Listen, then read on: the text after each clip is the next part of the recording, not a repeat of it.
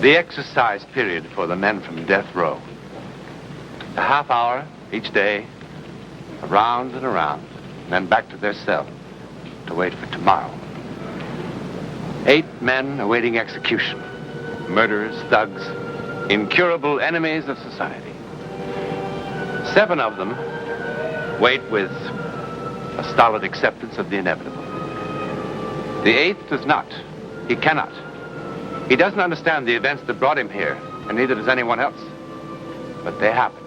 They were quite impossible, but they happened.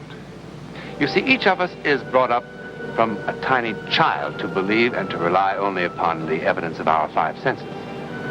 Now, that's the trouble. If you were confronted with something that seemed to occur outside those 5 senses, some event, you'd be inclined to say it's my imagination or it's impossible. But if that something were so important that your life depended on it, William Cooper, murderer, did not reject it. He couldn't. His death depended on it. And the bizarre events that provoked Cooper's death sentence, they began here, in the attractive midtown apartment of bachelor Fred Summers. They happened because of Kate Maxwell, a widow. Hey, careful with that good whiskey. I'm steady as Gibraltar. I'll say you are. I don't know why you never let me help you. I make a pretty good salad myself.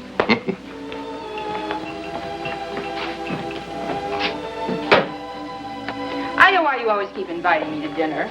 Because you hate my cooking, right? Right. Right.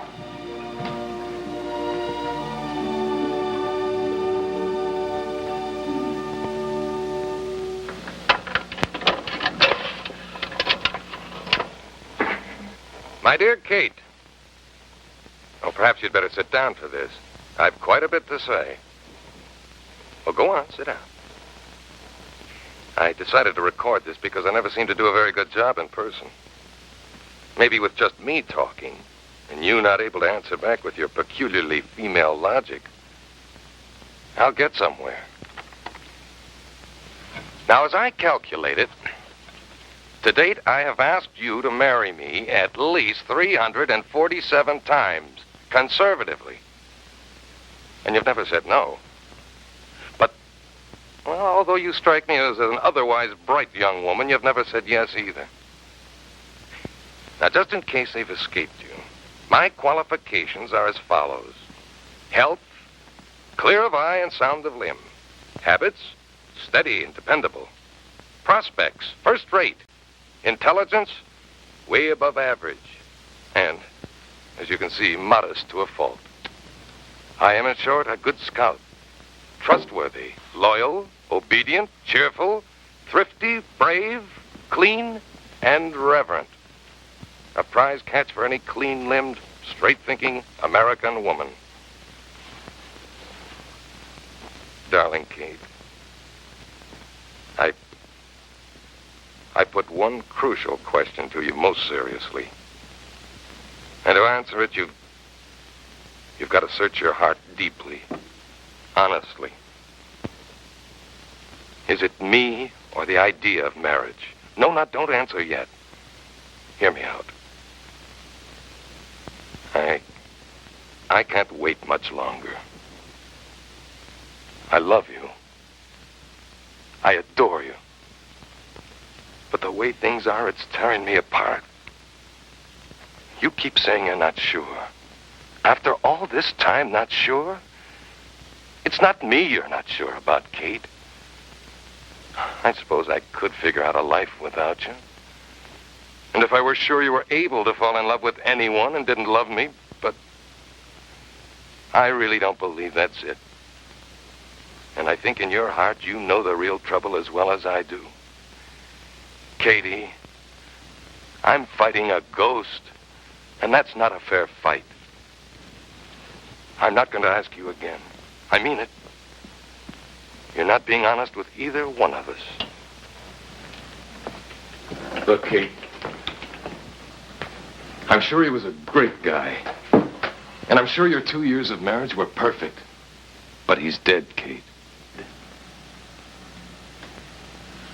You don't know that he's dead. Nobody does. Well, face it. The Navy didn't say missing. They said dead. They said presumed dead. I don't presume it. You don't? You don't, or you don't want to? Look, when a man goes down in the middle of the Pacific, thousands of miles from any land, and they only find wreckage, and 3 years pass. Sure. Write him off. Draw a line through his name and make believe that he never existed. That's the thing, isn't it? You think loving someone else, being happy without Jim, is somehow disloyal. It isn't that you don't know in your bones that he's dead and gone. It's disloyal. You're confused, Kate. And your confusion is ruining both our lives. Please. Please, Fred, just leave me alone.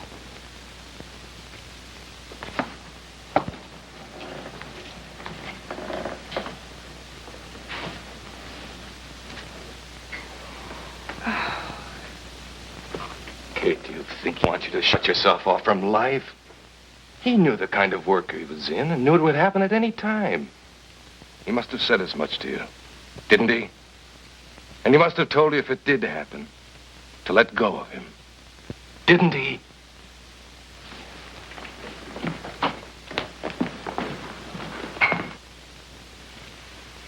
Or is it that you're afraid of loving again? Afraid of losing again? Please, Fred, leave me alone. Please, just leave me alone. Kate, you are alone. All alone.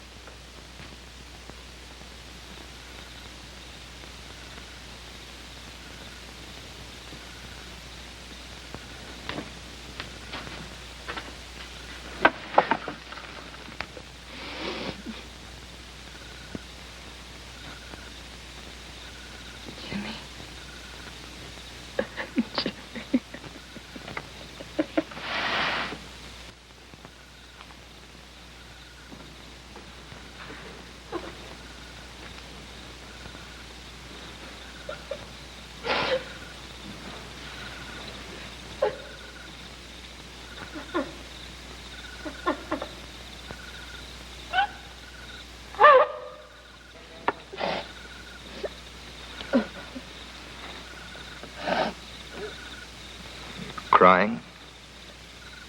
Not on a beautiful night like this. Did something frighten you? I bet I know. You're lonely. Or this kind of a night with the moon going in and out behind clouds. It sort of gives you a funny feeling inside. Restless. You know what I mean.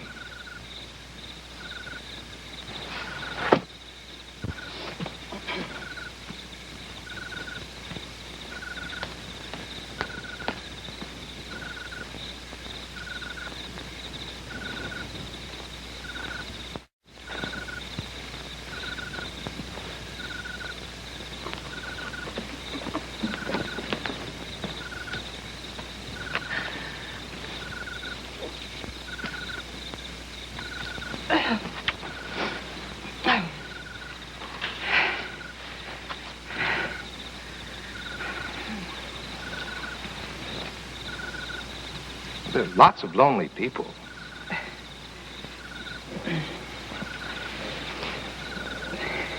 I'm lonely, too. Please.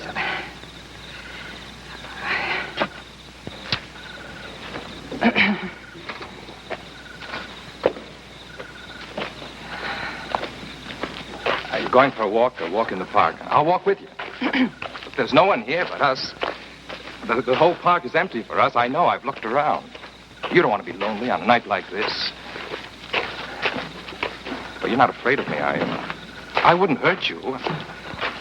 Really, I wouldn't. Please. Please, just leave me alone, please. Don't be afraid of me, please. Please don't be afraid of me.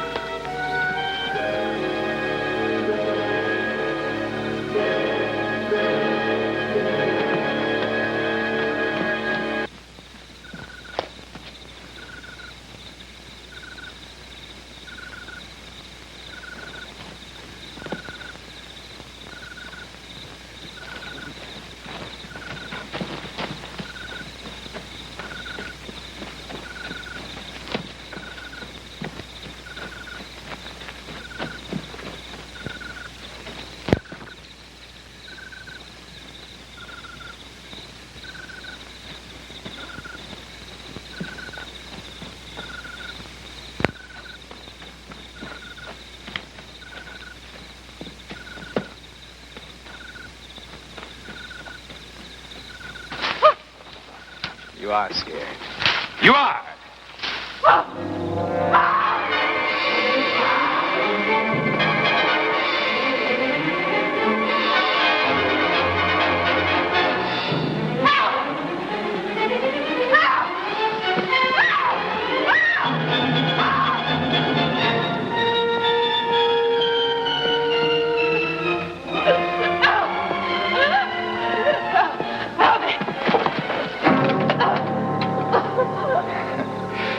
There's just the two of us. Nobody to cause any trouble. It's perfect, don't you see? It's perfect. That's my girl. That's my girl. Go on, scream. It's all right. There's no one to hear it, no one to enjoy it but us. Go on, scream. Oh, Jimmy. Help me, Jimmy. Jimmy, help me, help me, help me, please help me. Jimmy, help me, help me. Help me. Oh, Jimmy.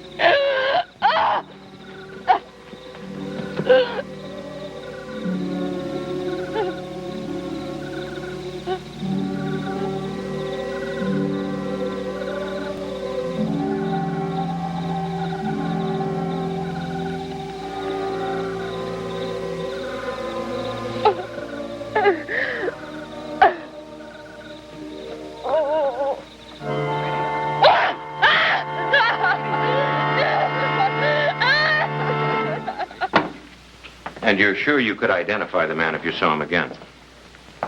Yes, of course. And the description of the clothes and so on, you don't want to change any of that? No. Why should I? Well, your story of how he suddenly turned tail and ran off, well, it doesn't quite add up, does it? What doesn't add up? I told you everything yesterday, just the way it happened. Well, have you seen the papers this morning? No. Well, a woman was attacked and murdered in that park last night. Oh. We thought you might be able to help us. I'd be glad to. Okay, Jerry, we're ready.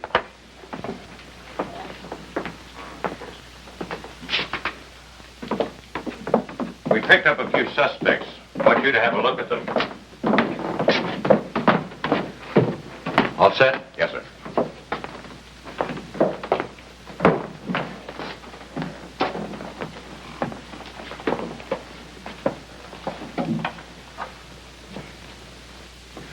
Okay.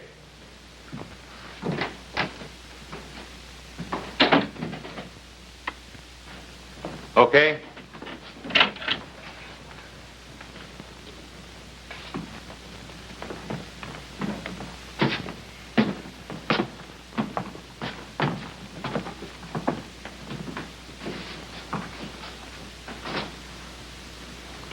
All right, hit him. That's him. Which one? The one with his hands in his pockets. All right, Jerry. All right, Cooper. You stay where you are. Rest of you off the stage. Hey, now, wait a minute. I didn't do anything. You're sure now? That's his voice. That's the one. Hey, well, what are you trying to pull? Where do you want him, Mike? My office. Let us go.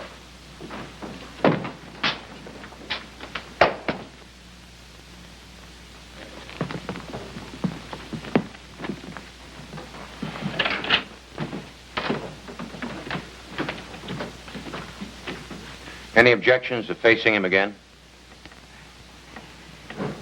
Not here. All right, fine.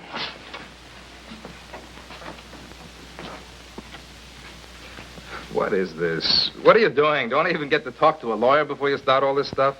You'll get to see plenty of your lawyer.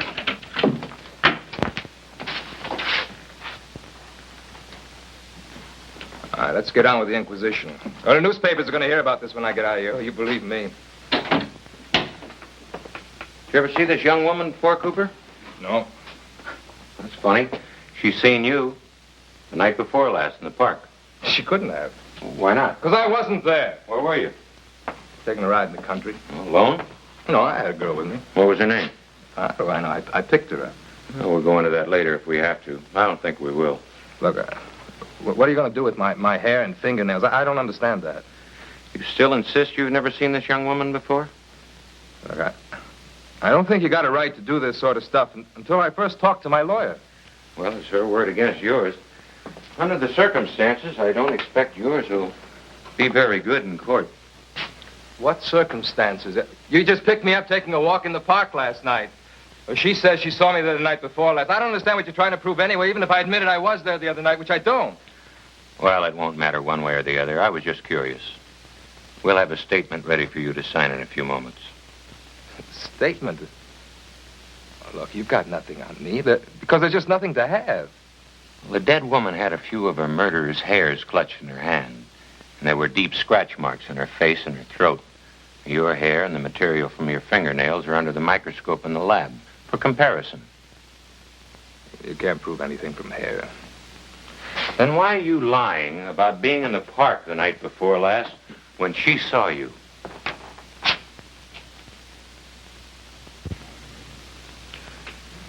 All right.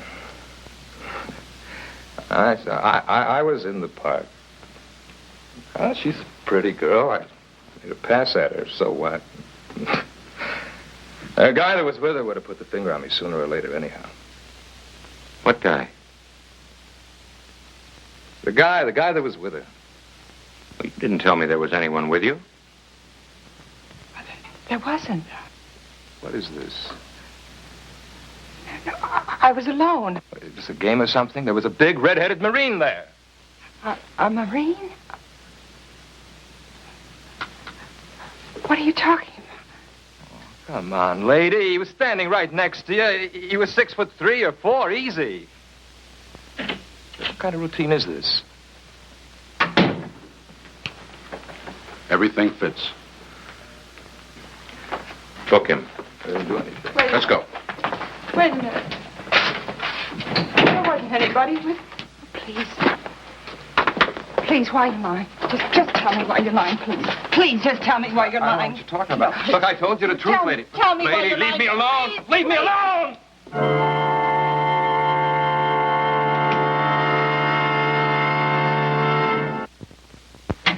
What now? Mrs. Maxwell wants to ask you a few questions. Who says I've got to answer? Please. Now, the man you say you saw beside me in the park. Oh, lady, are you on that please, again? Please, just look at this picture. Yeah, that's him, the guy who's in the park. So what? No, but that's my husband. I don't care if that's Listen, your his husband. plane crashed in the Pacific 3 years ago, and he's dead.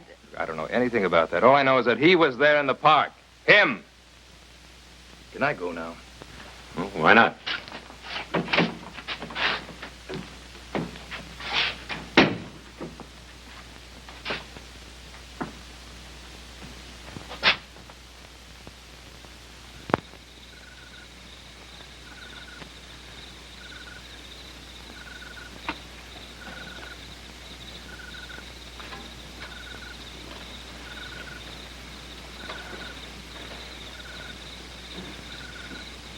Jim.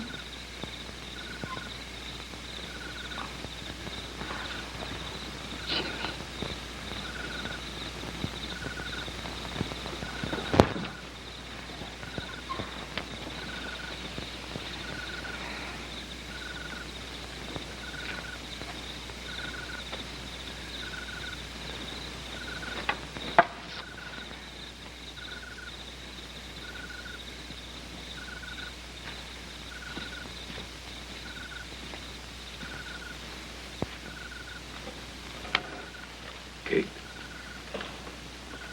I read about you tonight in the paper. I tried to reach you. Finally, I tried the police. I talked to that Lieutenant Walton. I kind of had a feeling you'd be here tonight. They tell you what happened? Yes. Cooper swore that he saw Jim.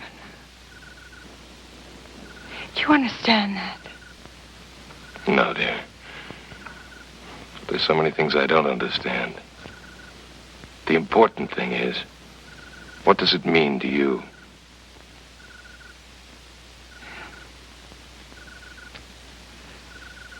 I know now that he's dead.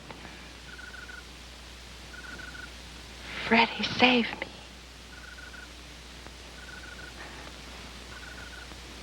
Why didn't he let me see him? You didn't see him, perhaps because you didn't need to see him.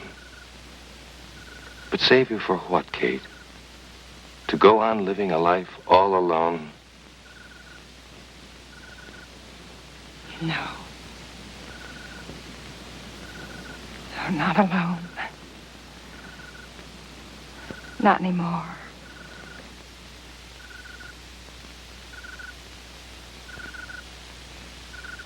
None of us is really certain whether our so-called hallucinations are real or fancied. For if we dismiss everything we can explain, it would then follow we would have to dismiss the very fact of sight itself, wouldn't it? At any rate, somehow, a dead Marine did appear in the park when his presence was desperately needed. How? Well, there are so many things in this world about which we know only that we don't know.